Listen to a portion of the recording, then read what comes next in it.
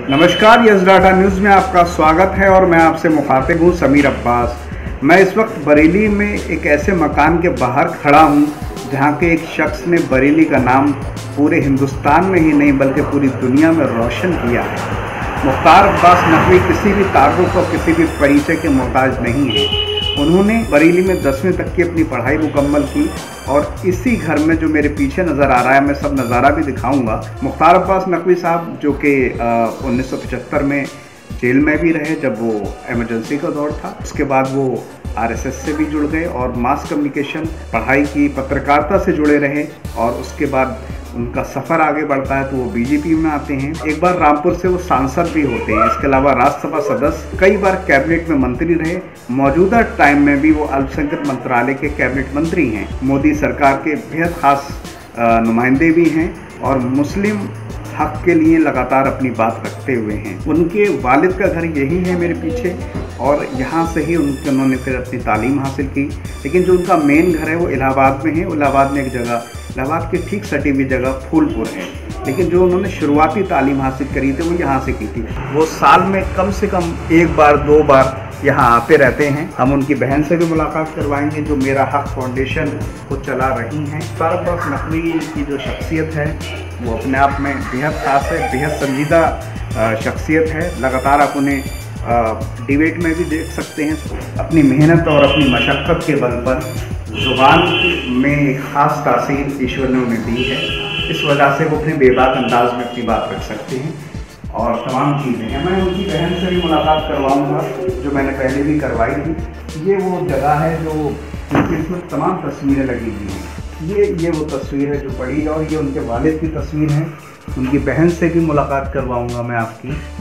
एक शिया समुदाय में उनका जन्म हुआ और अपनी मेहनत, अपने जज्बे, इंसानी जज्बे के बदौलत उन्होंने वो मुकाम हासिल किया जिसकी वजह से बरेली में उनकी पहचान है।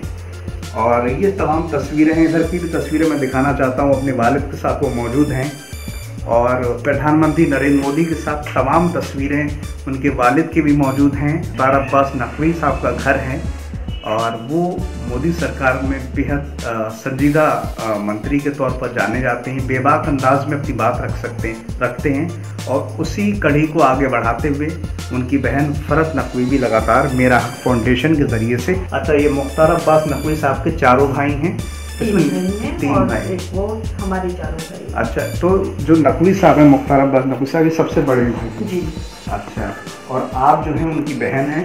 मैं चाहता हूँ उनकी ज़िंदगी पे जो एक छोटा सा रोशनी वो ज़रूर डालें। उनको भी शुरू से वही सोशल काम करने का बहुत शौक़ था और 10th क्लास तक उन्होंने पढ़ाई भी बरेली में की है। जन्म उनका इलाहाबाद में। हमारा गांव है पैतृक गांव फूलपुर, जहाँ पे भदारी गांव नाम से जाना जाता है। तो वहीं पे उनका जन्म हुआ था और उसके बाद से 10th क्लास तक पढ़ाई बरेली की, क्योंकि पापा बरेली के पर्पज़ से, बिजनेस के पर्पज़ से बरेली आ गए थे। और शुरू से वो भी इलाहाबाद यूनिवर्सिटी में भी पढ़े और वो भी बहुत सोशल माइंडेड रहे और यही उनका एक ज़रिया था पॉलिटिक्स तक पहुंचने का। संघर्ष करने के बाद आज रिज़ल्ट आप लोगों के सामने है कि वो केंद्र में एक कैबिनेट मिनिस्टर हैं और बहुत बखूबी इस समुदाय से जुड़े लोगों की जिम्मेदारी और जो भी निष्पक्षता के साथ काम होता है सरकार के माध्यम से वो करते हैं। जी, मेरा आखिरी सवाल है, उनके नक्शे कदम पर चलते हुए और उनसे बहुत सी चीज़ें आपने सीखी होंगी और आज भी सीखते हुए, क्योंकि आप उनकी बहन हैं।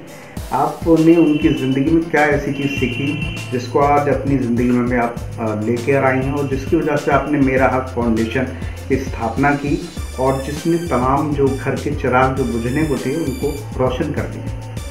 देखिए, एक चीज़ होती है धैर्य। हमें हमेशा हर काम में धैर्य बना के रखना है। लोगों की कब कहाँ ज़रूरतों पे हमें काम आना है, इसके लिए हमें हर पल नज़र रखना है। ये सब चीज़ें मैंने अपने बड़े भाई से ही सीखी हैं और उनकी जो लोगों के प्रति सोच रहती है वो यही रहती है कि जिसके साथ भी अच्छा हो सके, उनके पास अगर कोई भी जाता है मदद के लिए तो बहुत इज़्ज़त और खुलूस के साथ बात को सुनते भी हैं और कोशिश करते हैं अपनी जानिब से कि देखिए हर चीज़ इंसान प्रयास कर सकता है लेकिन करने वाला अल्लाह होता है। तो ये सब चीज़ें मैंने अपने भाई के ही ज़रिए सीखी है और मैं यही चाहती हूँ कि मैं सोशल हूँ, वो पॉलिटिक्स में है तो इसलिए बहुत डिफरेंट है, बट फिर भी वो पॉलिटिक्स में आने के बाद भी आज भी सोशल माइंडेड हैं। रास्ते अलग अलग हैं फरहत नकवी के और मुख्तार अब्बास नकवी की, लेकिन मंजिल एक है। वो मंजिल है इंसानियत को बचाने की, समाज में अच्छा संदेश देने की।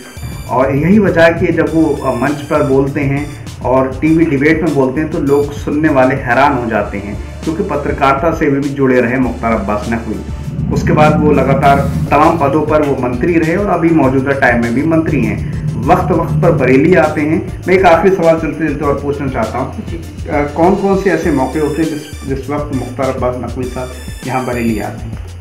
ओकेजनल, जैसे कोई खुशी है, गम है, प्रोग्राम है, घर में कोई भी फंक्शन है, उसके मौके पे भाई यहाँ पे आते हैं। उसके अलावा कोई गम के पल भी आते हैं इंसान की ज़िंदगी में, उस समय भी आते हैं।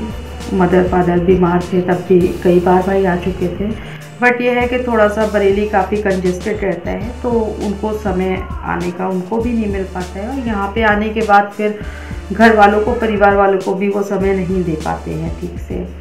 तो इसलिए मोस्टली हम लोग ये करते हैं कि रामपुर में एक घर है अपना, शंकरपुर में, वहीं पे हम लोग जाके आपस में मिल भी लेते हैं। जो फैमिली टॉपिक रहता है, बात रहती है, वो वहीं ठीक से हो पाती है। जी, तो बहुत ही यकीनन बहुत बड़ी बात है बरेली के लिए भी और फरहत नकवी साहिबा के लिए भी, क्योंकि वो मुख्तार अब्बास नकवी की बहन है, और पूरे बरेली वासियों के लिए भी, क्योंकि कैबिनेट मंत्री मुख्तार अब्बास नकवी ने यहीं से पढ़ाई शुरू कर वो मुकाम हासिल किया है जिसको हमेशा याद रखा जाएगा। वो सियासत में भले ही हैं लेकिन हमेशा इंसानियत की बात करते हैं, क्योंकि फरहत नकवी भी लगातार उसी सिलसिले को आगे बढ़ाते ही मेरा हक फाउंडेशन के ज़रिए से इंसानियत की बात कर रही हैं। फिलहाल इन तमाम बातों के साथ मैं समीर अब्बास, कैमरामैन सरताज हुसैन के साथ यह स्टार न्यूज़ से।